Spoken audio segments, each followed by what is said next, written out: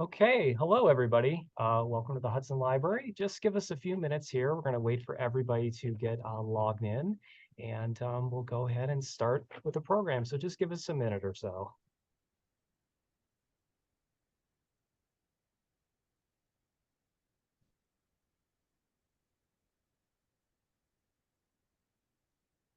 For those of you that have joined us, welcome. Just give us a little bit less than a minute or so. We're going to wait for everybody to log into our program. So we'll get started here in a minute.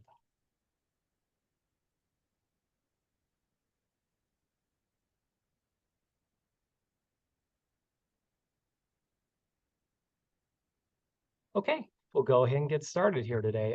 Thanks for joining us, everybody, on this windy afternoon. I'm Derek. I'm one of the reference librarians here at the Hudson Library.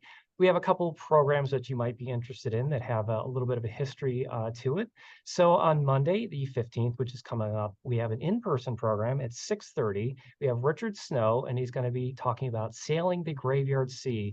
It has to do with the only mutiny in the United States Navy. So if you're interested in that, Monday the 15th at 6:30 in person.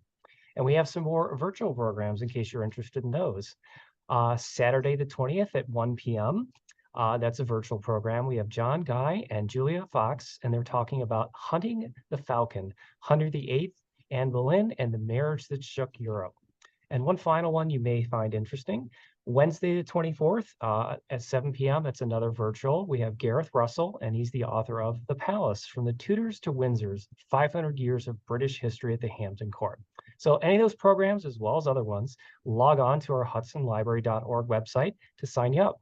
So we'd like to thank the Learned Owl that's going to be providing copies of this wonderful book here that Martyn's going to talk about, American Vikings. So in our chat box, we're going to have a link to purchase that from the Learned Owl. And there'll also be times for questions, so don't be shy, ask questions for our author. There's a little Q&A box at the very bottom there, so go ahead and ask your questions. So let's introduce the author. So tonight we have with us Martyn Whittock, and he's going to talk about American Vikings. Graduated from the University of Bristol, BCS in politics and political history. He's author of numerous books, such as The Mayflower Lies, Tales of Valhalla, The Secret History of Soviet Russia and Police Strait, and a brief history of the life in the Middle Ages. He's also a consultant to the National Trust, the BBC, and English Heritage, and has written for Medieval History magazine, as well as other historical journals, and has been interviewed on TV and radio programs exploring the impact of history on current events on the United States, UK, and globally. And he's coming to us live from Bath in the UK, so I'll turn it over to the author. Good evening. It's great to be with you this evening. And it's evening in the UK, of course. So obviously I've just betrayed my time difference there. But greetings from the UK, from the west of England. And as has been explained, I am the author of American Vikings, How the Norse Sailed into the Lands and the Imaginations of America. And I thought it might help briefly to just explain how I came to write this particular book. I've had an interest for a long time in the Vikings, in that explosion of activity out of Scandinavia, which started towards the end of the 8th century in Europe and ended around the year 1100 in what we sometimes call the Viking Age. People who had a tremendous impact on Western Europe, but also sailed the river systems of Russia, were the creators of the first Russian state, the Rus state, based on Kiev or Kiev in the 10th century, made huge impact on the kingdoms of England, Anglo-Saxon kingdoms of England, the settlements of Ireland and kingdoms of Ireland, sailed to Iceland, on there to Greenland, and of course then we're talking about on to North America. So it's an area I've been very interested in for a long time. Very dramatic, very arresting, very formative for lots and lots of different states in Europe, for example. But recently, I've also become very interested in what you might call deep stories. The way in which we today, and this is not just a modern phenomenon, use the past, quarry the past, sometimes abuse and misuse the past in order to kind of understand who we are and explain the kind of people we are and the kind of societies that we are. We often refer to ourselves and frame our present in the light of the past and how we understand the past. Similarly to this interest, I wrote Mayflower Lives a few years ago, also published by Pegasus Books, which, like North American Vikings, is a transatlantic story, something that connects my side of the pond and your side of the pond as well, and is also part of the deep story, the deep understanding, to a significant extent, of the United States, just as Vikings are part of the deep story of many communities from literally southern Russia through to the USA. And in this particular book, that interest in the Vikings and interest in deep stories, how we refer to the past to explain our present and frame how we understand ourselves, came together. Hence its subtitle, How the Norse Sailed into the Lands and the Imaginations of America. And if you have any doubts about how Vikings have entered into deep stories, you only have to look at the fact that a few years before the invasion of Ukraine, Vladimir Putin raised a statue to St. Vladimir, St. Volodymyr the Great in Moscow near the Kremlin, because that Norse Slav ruler, the founder of the first Rus nation and converter to Orthodox Christianity in the 10th century, is part of the contested deep story of both Russia and Ukraine. So all the way from southern Russia to Northern America, Vikings have contributed to the history and the deep story of many, many communities. So that's how I came to write this particular book. But what's the book all about? Well, the book explores the evidence for Norse settlement of North America. And perhaps at this point, I should just explain something about terminology. I've called them Vikings because for many of us, this is the label of choice. And when I say Vikings, most people have an understanding of what I'm talking about. They have an image in their mind. Technically, I should call them the Norse, which is the description of the cultural group of Scandinavia. We didn't have the kingdoms at the time, they were forming, but these groups are the Norse. They speak Old Norse, they would be mutually understandable to each other. And Viking technically was something you did rather than who you were. And people might have an episode of Viking in their lives, for example, when they went out on what one might euphemistically call muscular free enterprise.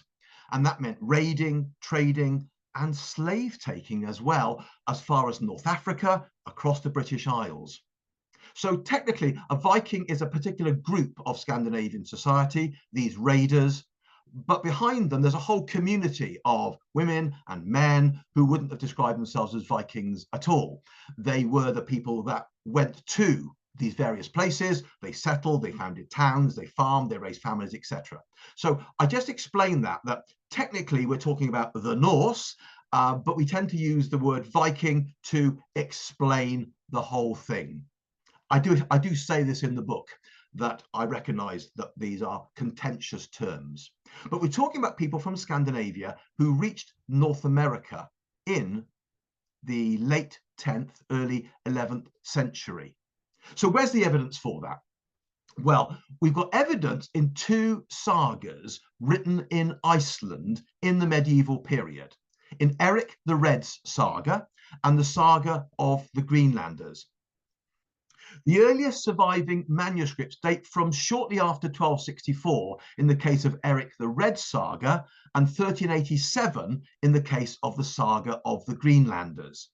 And what these two sagas tell us is a dramatic story which has common elements between the sagas, some areas where they don't agree, some areas where they conflict, but a surprising level of agreement that basically somewhere around the year 1000, Norse settlers made it to a land that they called Vinland, far to the west of Greenland. There are debates within the sagas as to how much of this was by accident, how much of this was then followed up by deliberate exploration. But this introduces us to the North Atlantic world of the 8th, 9th, and 10th century. Settlers from Norway, from Norse settlements, Viking settlements in the British Isles, including very significant ones in Ireland, reached Iceland in about the 870s. We've got that pretty firmly dated now from volcanic deposits. Within a century, they had begun settlement in the middle of the 10th century in Greenland. And sometime towards the end of the 10th century, some of these intrepid explorers discovered lands further to the west of the most extreme Viking settlements of their generation. They described land that they called Helluland, stone slab land, Markland, forest land, and eventually Vinland, Vineland or Wineland. Now, some sagas are heavily mythological, some are more historical, but they're all works of literature. Nevertheless, in these sagas, we can begin to see that there's more to this than fiction, because the topography that they describe is very clearly real. And although there are some mythological elements in them, largely speaking, they read as remembered history, albeit one that's moved through various different redactions and various different stages and maybe has been developed. But as we look at them, we can recognize pretty clear topography. So we're pretty confident that what they called Helluland was the east coast of Baffin Island. Markland, named from the Norse word for forest, almost certainly refers to the southern coast of Labrador, which brings us to Vinland. And Vinland is the one that really is capturing our imagination, because it refers to wild and wild wheats growing there. And there we see dramatic confrontations with native peoples, attempts to settle, failures, explorations, and eventually the eclipsing of these settlements. But where is Vinland?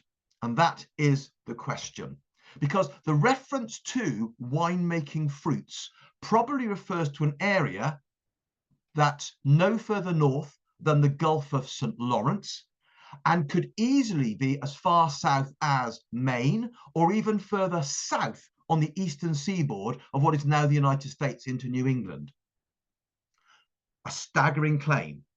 Viking settlers made it to a land that we now know as Canada and the USA. And it's quite clear that this was not just the subject of these sagas, because later references in mostly Icelandic sources talk about other voyages to Vinland, tentatively dated. So the Annals of the Kings of Iceland record in 1121, Bishop Eric from Greenland went to look for Vinland. We'd like to know a lot more about that. That reference is found in the Annals of the Kings of Iceland, part of a much later source, but it's compiled in 1300 to 1328. But it clearly drew on early 13th century histories. The Icelandic Elder Skálholt Annals, compiled about 1362, contains under 1347 an entry that reads, "There came also to Iceland a ship from Greenland. It was without an anchor. There were 17 men on board, and they had sailed to Markland." Remember, that's one of the places referred to in the sagas. "But had afterwards been driven hither," that's to Iceland, "by storms at sea." And Helluland appears in passing in clearly later mythological sagas, which illustrate how the far west had entered a twilight zone, a twilight world where history mixed with mythology. So, for example, in the saga of Halfdan Eysteinsson, which dates from sometime after 1350, there's an enigmatic statement that a ruler named Ragnar brought Helluland's deserts under his sway and destroyed all the giants there. Finally, the Icelandic Book of Settlements, Landnámabók, refers to a mysterious place named White Man's Land or Ireland the Great and its discovery. And it seems clearly Vinland was in their minds. So this looks like somewhere around the year 1000, and references continue to be made to it until the 1450s, 1460s. Norse settlers from Greenland claimed that they had got to this land of the far west, their extreme western frontier, and it sounds like it's North America. So, where next does the story go? Well, from the 18th century, people in the newly minted USA, having broken away from British rule, become increasingly interested in origin stories of European settlement in America. So from the 1780s, 1790s, we start to see American rediscovery of the sagas and consciously say, surely this predates Columbus by centuries and the Mayflower Pilgrims by even more. During the 19th century, particularly in the 1830s, the sagas are translated into English and sell in large numbers in the USA, and they spark a great deal of interest. By the second half of the 19th century, there's something of a cultural pushback amongst certain Americans against the role of Columbus in the origin story of European settlement. There are tensions about new immigrants from Southern Europe. Columbus, of course, was a Catholic. Now, at the time, of course, the Vikings would have been Catholics too. But by the 19th century, Denmark, Sweden, and Norway are solidly Protestant countries. And there clearly is something of an appeal in this pushback against Columbus, who of course never made it to the North American continent anyway, and in favor of Vikings. So by the 1880s, 1890s, there's plenty of evidence that Vikings are beginning to show up on what you might call the cultural radar of many people in the USA and elsewhere who are seeking to explain settlement in North America without reference to Columbus and centuries before the Mayflower Pilgrims and centuries before Jamestown, of course, in 1607. And there really is some energy behind this pushback. For example, when the World Columbian Exposition takes place in Chicago in 1893, I know it should have been 1892, but obviously they didn't quite get it together for that. A ship called the Gokstad ship, which is a replica of a Viking longship, is taken to North America and sits literally moored off the shore, challenging Columbus's place in the story. Quite extraordinary. In the early part of the 20th century, this gains greater traction as, again, people begin to write about the Norse. This time, there begins to grow in the story a darker element as well, because part of the interest in Nordicism and part of the interest in this origin myth chimes in the 1920s and 1930s with people who have a very explosive and very worrying use of the past. Because, of course, this is the era of strident nationalism, of the rise of the Nazi Party. Hitler comes to power in 1933. And we see this being picked up within the USA as people within the extreme right, within Nazi-orientated parties, between some very isolationist groups in the USA, begin to tap into this Nordic stream to say there is a muscular white origin myth for the USA that chimes with the modern interest, modern in the 1930s and 1940s, with Aryan origins and white superiority. So this myth, this exploration, has a dark side to it as well. There are lots of subcurrents that flow within it as well. After the Second World War, returning to lighter themes now, we see the idea of Vikings being picked up with great energy in American comic book culture, and eventually by Hollywood as well. And of course, as in so many cultural areas, the USA leads the way, and comic book culture is part of that, and also the power of Hollywood is part of that as well.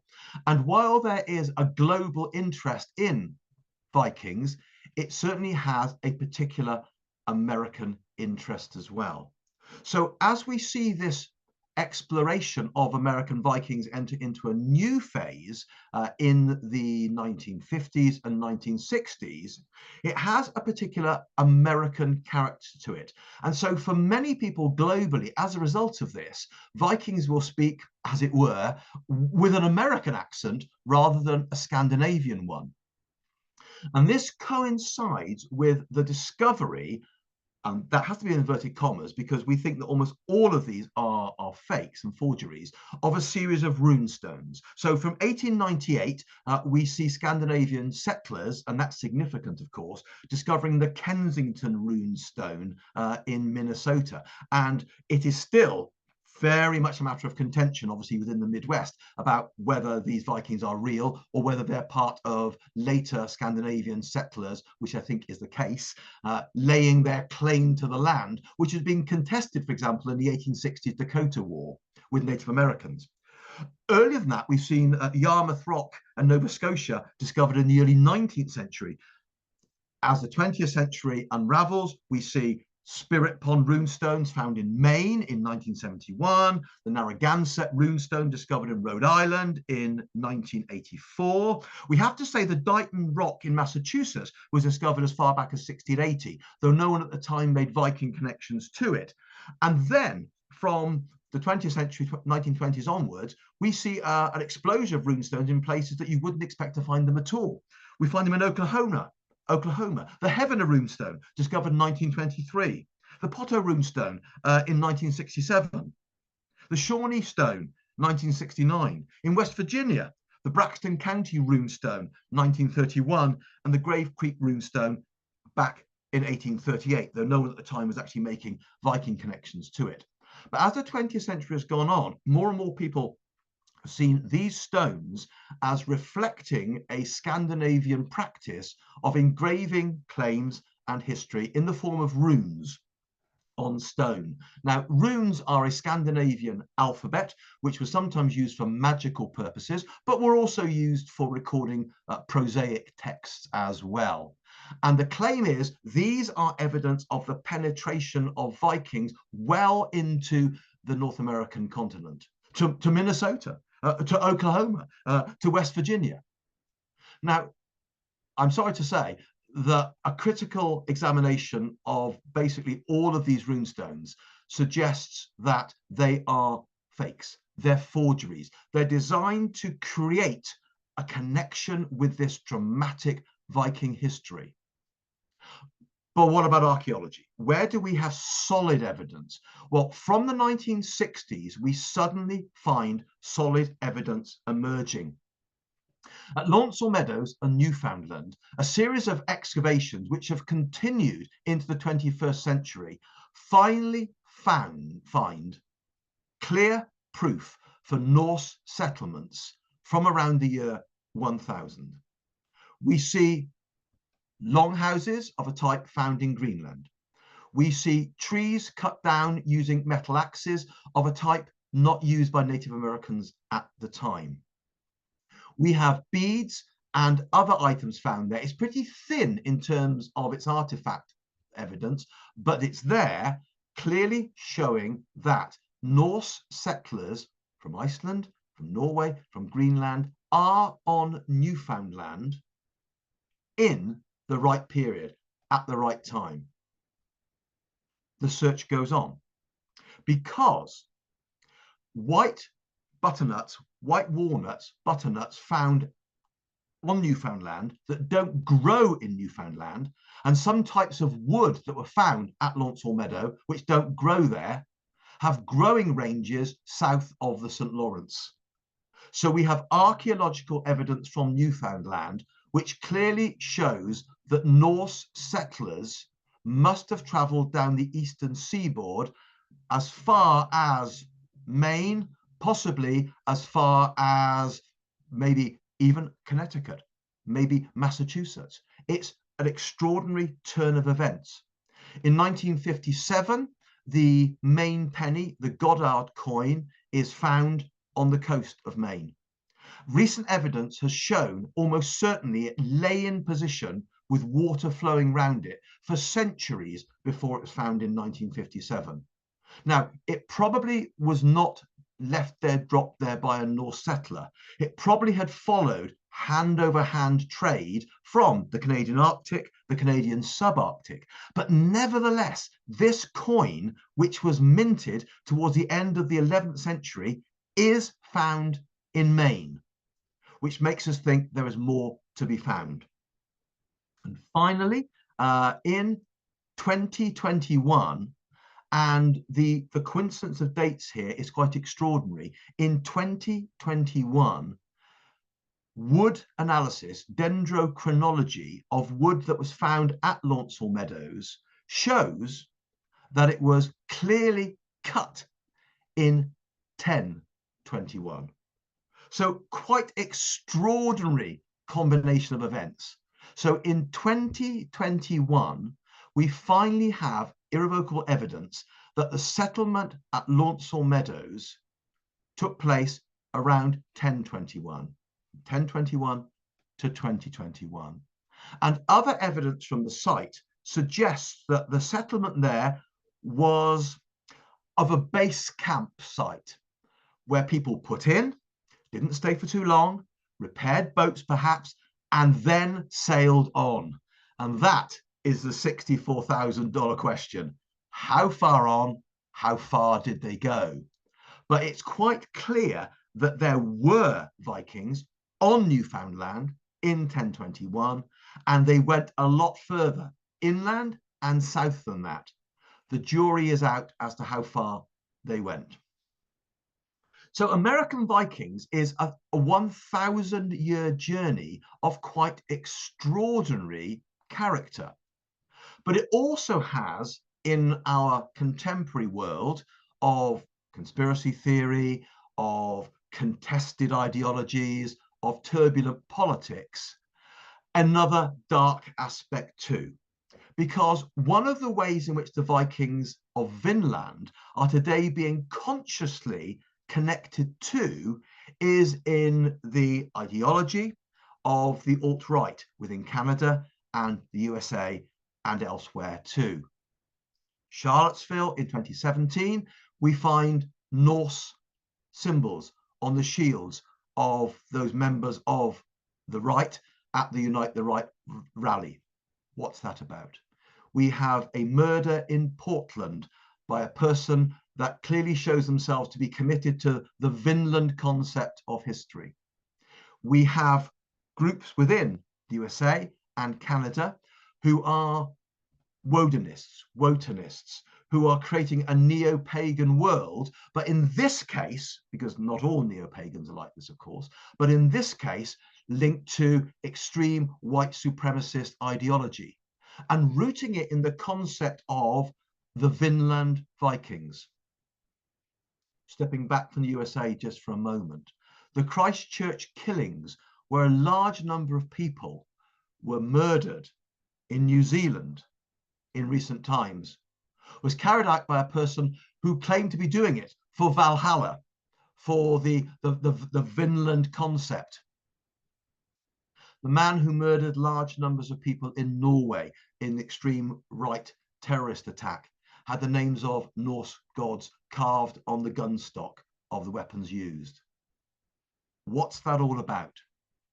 It's part of the latest and most alarming way in which the Vinland Vikings are being used as part of the creation of a deep story.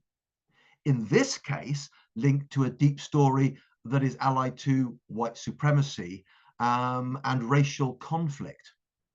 But what this reminds us is that Vinland Vikings are part of a very, very broad current of interest. They cover interest ranging from comic book culture to the Thor movies to the archaeological search for the actual ones who were in North America in the 11th century, right through to events at the Capitol on January the 6th, where the man with the horns, sometimes called the Q shaman or Q shaman, had a body also covered with Norse tattoos. What is quite clear is this, that the journey of American Vikings into the American continent and the American imagination is 1,000 years old. It has engaged and challenged and shocked and stimulated, at times in equal measure, generations over that time. And it is a journey that in 2024 is far from over. In the turbulent politics of the USA in 2024, as well as in the archaeology and the culture and the Viking patisseries, and all the other ways in which Vikings appear in modern merchandising, in all these areas, expect to find Vinland Vikings in the mix. Because for good or ill, that journey is far from over. And that basically is a story of American Vikings.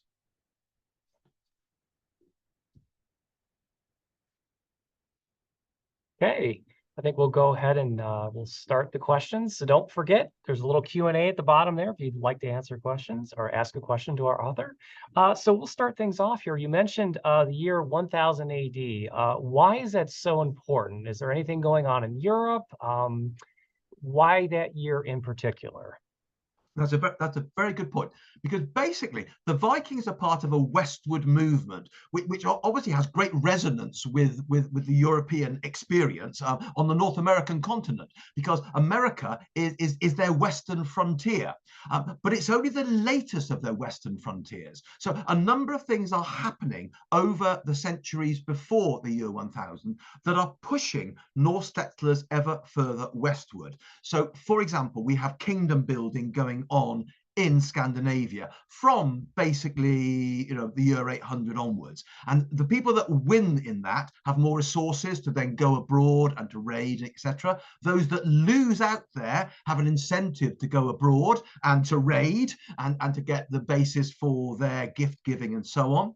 We see problems, believe it or not, in the Islamic Caliphate, as far away as Damascus and Baghdad, which on a couple of occasions starve Scandinavia of Islamic silver, which causes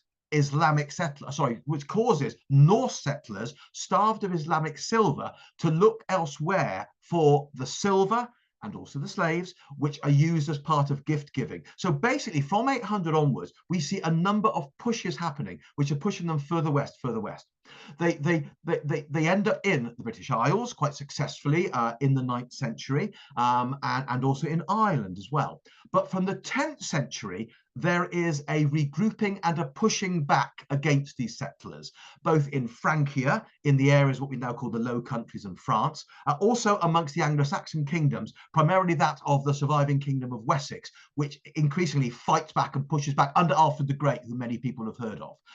Also, Irish kings and rulers begin to get their act together and begin to put increasing pressure upon the Norse. So there's an incentive to move west, young man and young woman. So it has this very American feel to it. And it's in that context that we see the discovery of Iceland.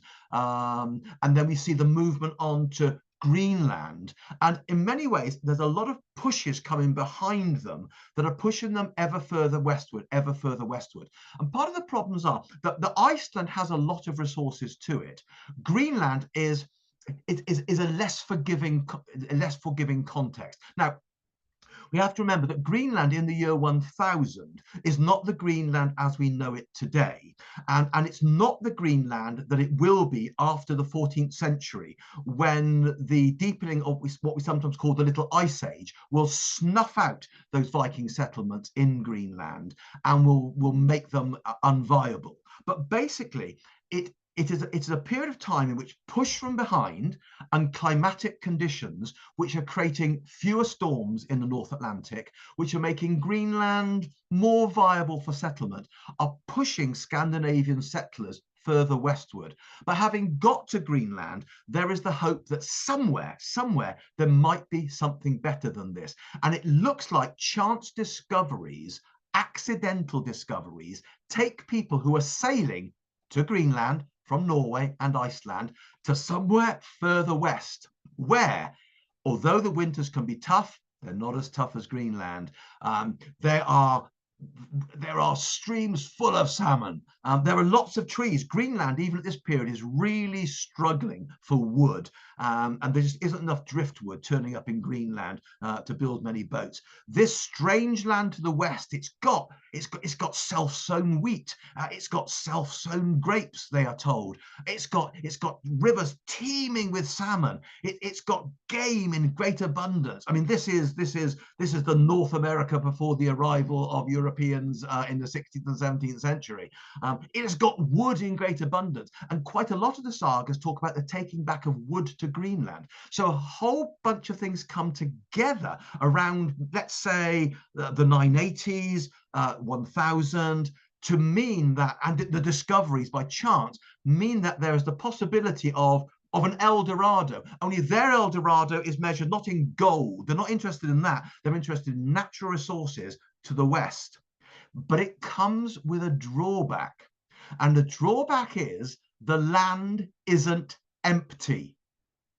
The land isn't empty. Of course it's not empty, because what's new to them is a well-known land to Native Americans, First Nations people, Proto-Inuit further north, who have known about it for tens of thousands of years. And increasingly there are clashes with people that the Norse dismissively describe as skraelings. These are, it can be described sometimes as screeches or wretches. They basically, think, oh, who are these people? They're not us. They're not us. But these people put up a very vigorous resistance. And although we read about Norse settlers dealing with them in a cavalier fashion in terms of deaths and so on, which is quite shocking, we also see trade going on as well with these Native Americans who are very, very well resourced, and they know their land intimately. But increasingly, mounting conflict, the fact that the Norse are at the end of a supply line, the fact that Greenland never has enough population to really fund this westward expansion, means that it cannot take, and it obviously has disintegrated by the 12th and the 13th century and is on its way into mythology. But around the year 1000, there are a whole range of factors coming together, push factors, pull factors, accidental factors, which create, around the turn of the Christian first millennium, a whole series of factors which make it an optimal time for moving even further west. And Vinland and its exploration is a product of that. So we have a question about the Northmen, if you will, or the Vikings, if you wanted to call it in layman's terms. Where do they come from? If we were to look at 2024, just to keep things simple, what nations sort of made up the Vikings, if you will? Okay, at its simplest, we're talking about the nations as they are today of Denmark, of Norway, and of Sweden. And that's it in its simplest sense. This is, if you like, the Viking homeland. But we will find also amongst people who are Viking, and there's been interesting evidence on skeletons, for example, from this country, from Dorset, an area that I know quite well. From a mass grave, there are 50 people who'd been separated from their heads at some point around the year 1000, probably by Anglo-Saxons who'd caught a shipload or two and had executed them, that some of these young men had grown up beyond the Arctic Circle. So it's possible that some of these people may have come from groups that we now call the Sami, the Lapps as well. But at its simplest, at its essence, we've got a group that in its homeland is Denmark, Norway, and Sweden. But it's never as simple as that, because wherever the Vikings go, they mix with local people who then buy into the system, some by choice, some not by choice. So, for example, the sagas talk about Irish scouts being put ashore in Vinland to do some scouting. Now, these are probably Irish slaves who've been brought from Ireland. So Irish are in the mix too. We know, for example, today that a surprising proportion of Icelandic female DNA or matrilineal DNA comes from Iceland. So we know that there's a mixed group of people who are Norse, but who are also Irish as well, that have pulled in some people who've joined them from northern Scotland and the Western Isles as part of these adventures. We've even got a little bit of tentative DNA from Iceland today, which might be Native American, might be First Nations. So the jury's out on that, but it's possible there might well have been some movement backward accompanying settlers from Vinland going back to Iceland. So in its simplest, we're talking about the Scandinavian nations we recognize today, although they're forming at the time, they're not fully formed. But we must think of a very mixed group of people who've bought into the adventure. Just like, if I asked you, who were the Western pioneers? Well, you're going to say they're going to cover all sorts of people. There are going to be Anglos. There are going to be people from the Spanish colonies. There are going to be African Americans. There are going to be, well, that's very much how it's going to be with the Vikings as well. There are going to be Native Americans who have also, thrown in their lot with what seems to be the winning side. So that's going to happen as well. Primarily, they're recognizable, but there's going to be an awful lot of people in the cultural and the DNA mix as well. And that's also going to end up in North America as well. Okay, so I have a question about Viking settlements. So when I was thinking about asking this question, I thought of, years ago, we didn't know if Troy was around, and Schliemann had his copy of course, the Odyssey and walked the water and things like that. So I was wondering, modern, if you will, trying to find Viking settlements, they're not going to be around per se. Everything's going to disintegrate, be buried. How on earth do they find anything that's a Viking settlement? Do they use any kind of like ground penetrating radar? Do they use the sagas themselves? How do they find it? Or do they just get lucky? Well, sometimes we do get lucky and we find a virgin site, like, for example, Launceston Meadows. Launceston Meadows was basically humps and bumps in the ground, which when the turf was stripped and people went down into it, they found that there basically was a site there that hadn't been disturbed since about 1100. Now, that obviously is a dream ticket, that's the dream scenario. But many other Viking settlements, as you rightly say, are underneath other settlements. So, for example, Dublin is a Viking town. Wexford, Waterford, well-known Irish towns today, were founded by Norse settlers. York in the north of England had been a Roman town, had been an Anglo-Saxon town, but it also became the Viking city of Jorvik. And there were times when kings of Dublin and kings of York, of Jorvik, who were Viking kings, ruled a land that crossed the Irish Sea.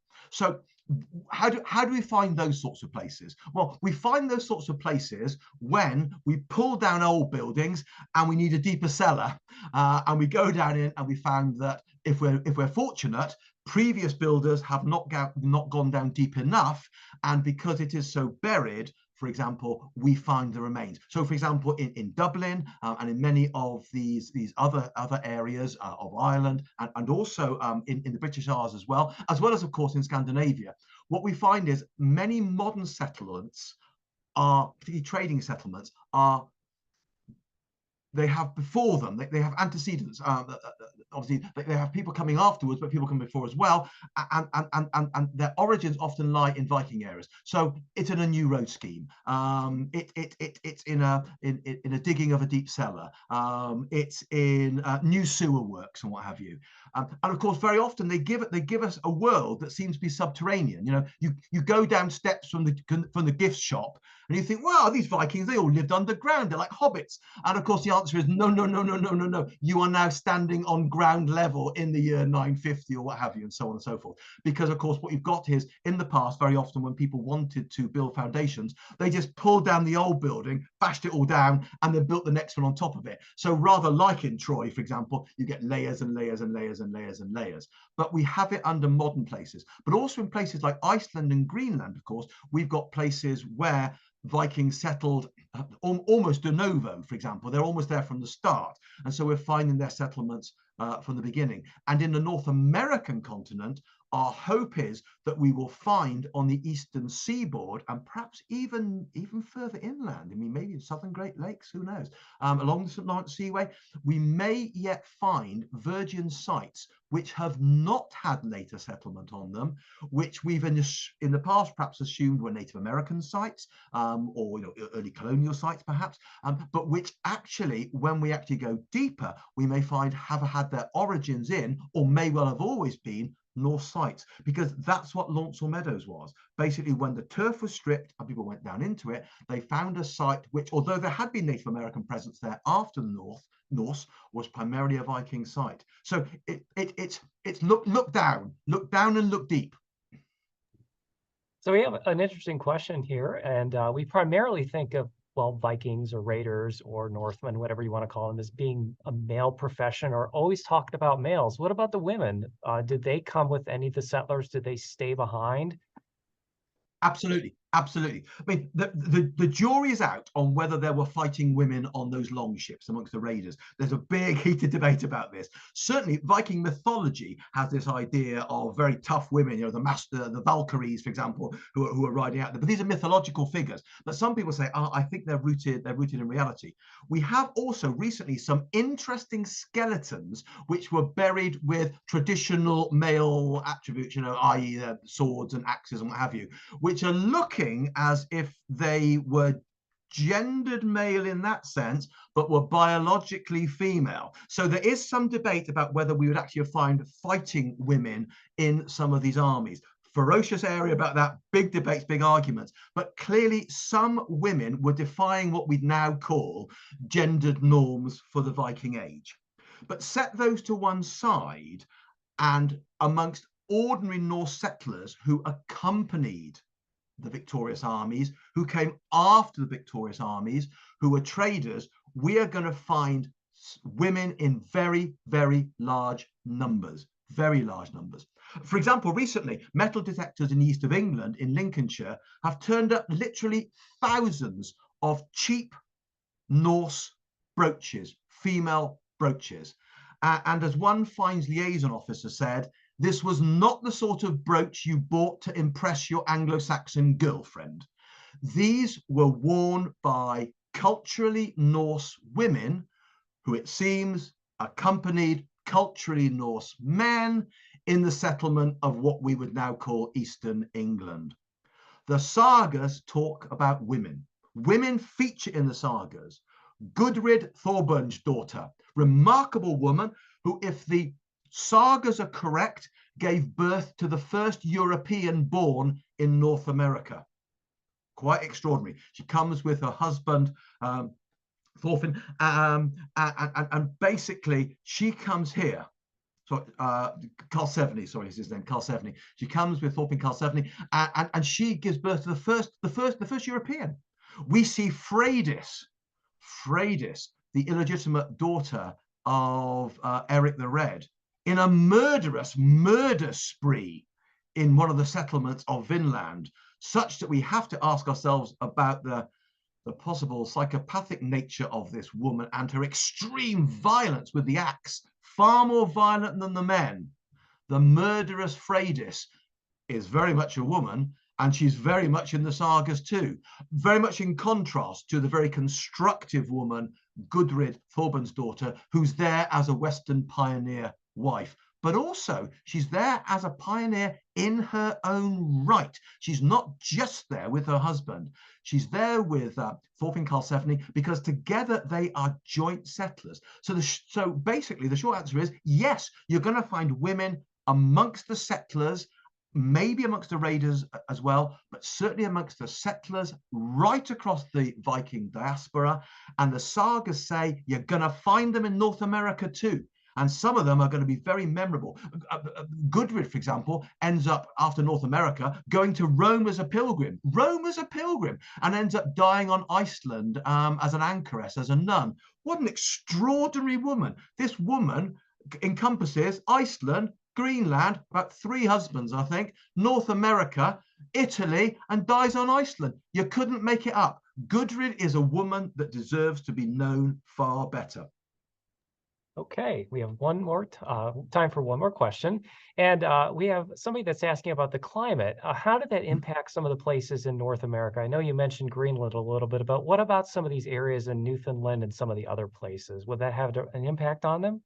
Yeah, it looks like the period of major expansion from like about 950 to about 1300.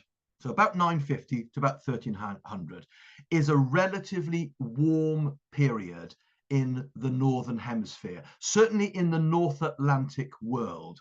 And this means that northeastern North America, the Canadian Arctic and subarctic, Greenland, Iceland, and for that matter, the British Isles, are experiencing a climate that is warmer than today due to natural processes. In this particular case, we're not talking about man-made, human-made climate change here. We're talking about natural processes and cyclical processes. So this is a period when, if you're ever going to get to North America in the early medieval period, and if you're ever going to benefit from North America to its max, this is the time to go. And it's interesting that the sagas say that when they stayed for, we think about 3 years, for example, at some points, according to sagas, in North America, they say, isn't it nicer here? Isn't the climate kinder here than we're used to?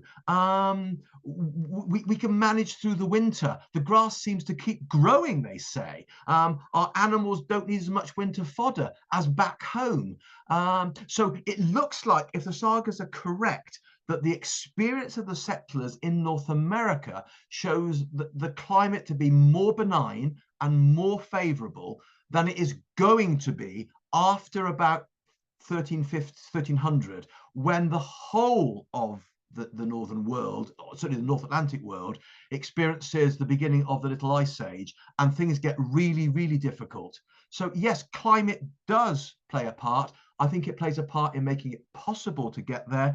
I think it makes it a more attractive proposition, and it finally is part of the story as to why this adventure is shut down from the 14th century onwards. Although whether it could ever have been sustained beyond that from Greenland is a moot point. But climate is there in the mix as well.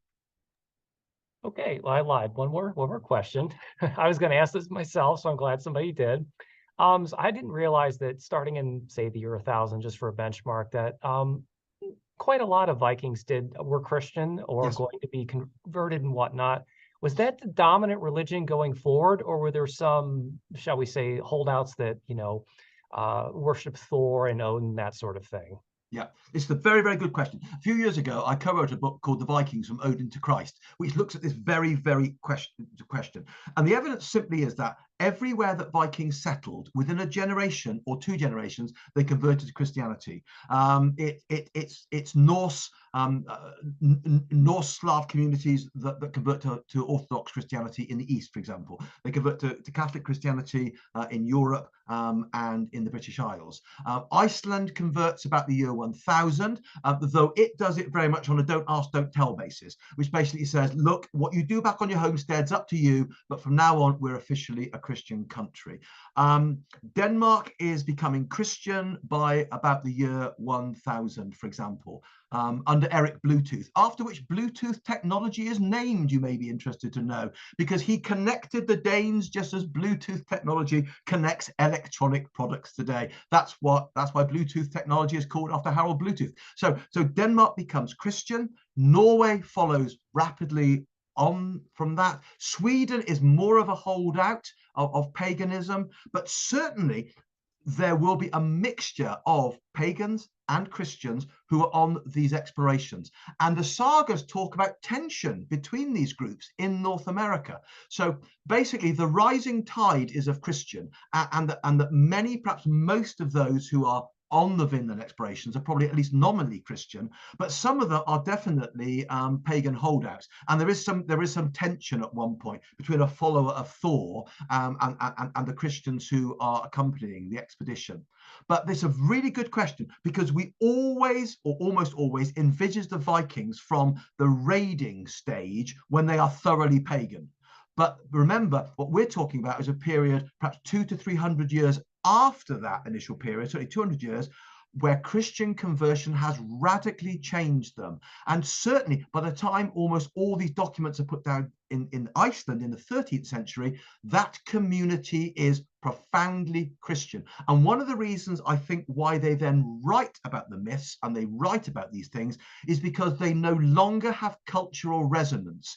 If you like, the detonator of active belief has been removed from them.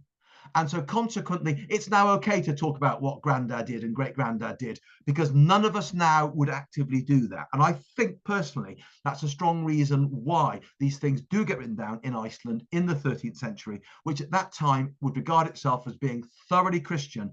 And it's okay to write about these ancient times because they no longer have, they no longer pose a threat to what we believe and think today.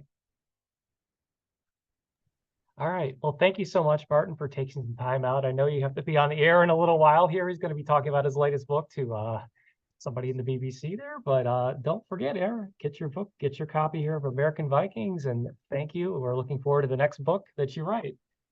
Okay. Thank you very much. It's great to be with you. Thank you. All right. Well, have a good afternoon, everybody. Thanks for coming.